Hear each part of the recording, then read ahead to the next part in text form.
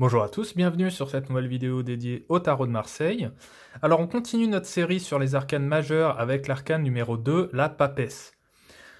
Alors déjà, le degré numérologique 2, c'est la gestation, l'accumulation d'énergie, une forme d'inaction, ou plutôt de la préparation à l'action. Alors on va regarder tout de suite les côtés positifs, favorables, de la papesse.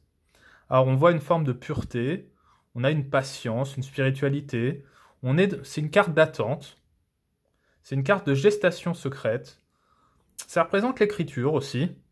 Jodorowsky parle même d'une actrice qui apprend son rôle, et moi j'aime bien cette interprétation-là. Plus généralement, ça va être un projet en préparation, un projet en gestation. On peut y voir la grand-mère, mais surtout la lignée maternelle, ça c'est très important.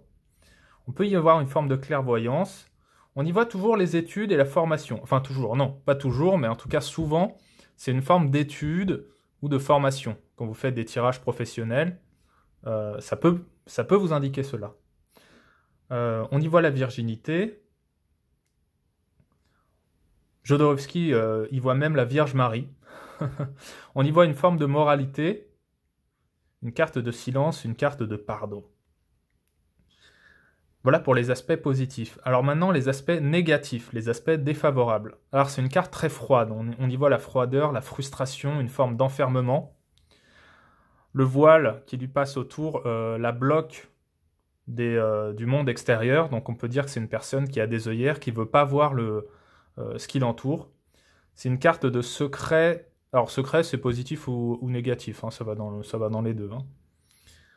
On peut y voir une femme froide, voire même glaciale, une forme de sévérité, d'insensibilité. On retombe sur l'isolement. Elle est très seule, la solitude. On y voit aussi le silence difficile à supporter, la solitude difficile à vivre. On peut y voir aussi les idéaux figés, les conditionnements figés. Voilà pour cette... Alors évidemment, il y a plein d'autres interprétations possibles. Hein. Là, je vous donne une petite